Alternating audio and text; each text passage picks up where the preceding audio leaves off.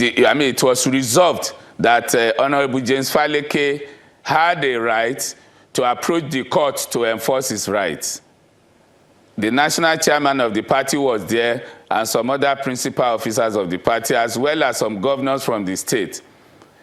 He was told looking at the decision of your party. Exactly. So he was asked to... Yes. Sorry, just allow me to come in here. Looking at the decision of your party, is it okay to say they understood their candidates for this election and they see the potential that everyone has, and they felt Mr. Faleke is best as deputy governor or running mate, and that is why they retained him in that position to run along with the governor of Kogi State?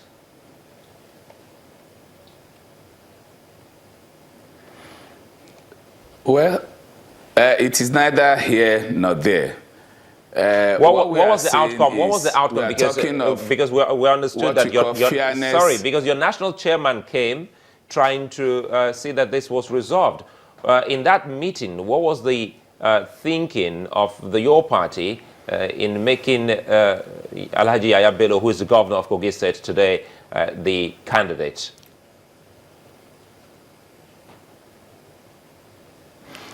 Well, the party said they took the position because they didn't want to take the risk of, allowing the People's Democratic Party reap where they did not sow.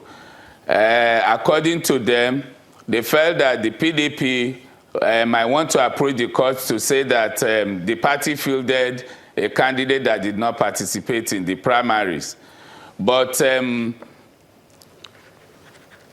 that rightly runs against the grains of Section 187 of Nigerian Constitution that expressly recognizes Honorable James Faleke, that expressly recognizes Honorable James Faleke as a candidate.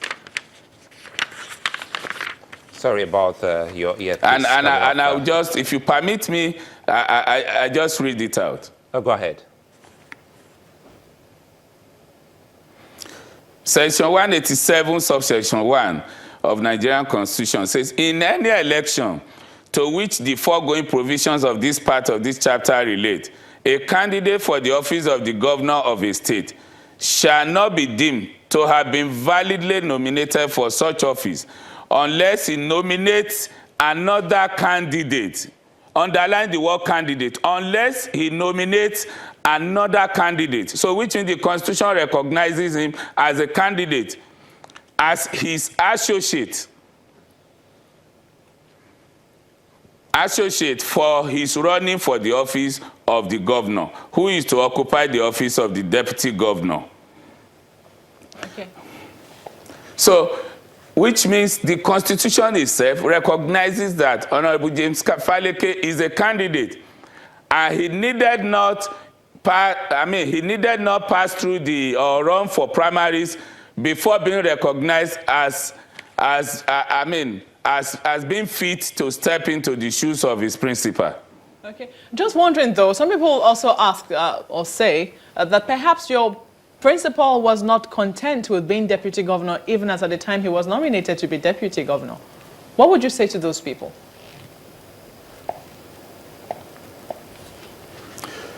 Well, I would say to those people that they are very wrong. What Honorable James Faleke has said and has consistently maintained was that the whole issue surrounding the Kogi conundrum, present conundrum in Kogi, is not all about Faleke, but about the people of Kogi State who gave their all to vote Prince Abubakar Audu and himself on November 21, 2015. He said Prince Abubakar Audu had rightly enunciated the party, his program when elected into office, shared his visions with him, and that they were set to hit the ground running, and that it would not be fair to the people who entrusted, through their vote, who entrusted everything into their care, to find out that none of them will be available, to drive this vision. that has rightly been enunciated by Prince Abubakar Audu before he passed on. You say So none of to them. him, it wasn't, and it isn't about being governor. When you say none of them, some people will say, but that is not the case, because the role of deputy governor was reserved for him, which he has rejected. Yeah, but I mean, Maokwe, we all know that, I mean, a deputy governor in any state, I mean, is not the chief driver, I mean, of the state. The deputy governor exists only at the whims and caprices of the executive governor of the state. Which was the position he had accepted before now, before the death of Prince Abubakar Audu. The executive governor of the state might have his own vision, which is different from what you believe in.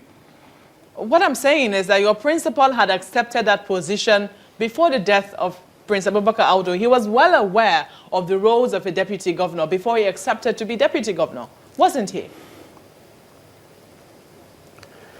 Absolutely. He accepted it based on the fact that Prince Abubakar Audu had sat down with him and had discussed what he plans to do for the people of Kogi State.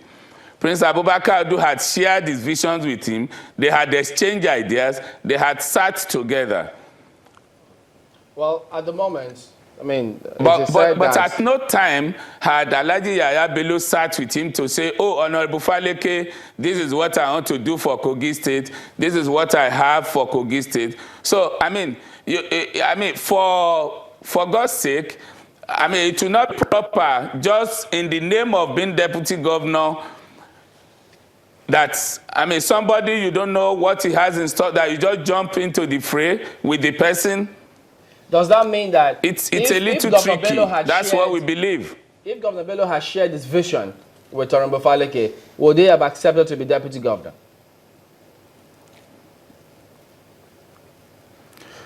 Probably. He might have accepted. Probably. But you also have heard that at the moment, he, Honorable Faleke, is still the deputy governor because they say he did not make the 45-day notice to withdraw as a candidate. Well, I feel that is even, I mean, also very laughable because it's laughable because are they now saying that an individual does not have a right to resign anytime he wants to resign? But there are provisions in the Electoral Act which you have quoted. For instance, if you want to resign and there are provisions and methods of resigning stipulated with the Electoral Act.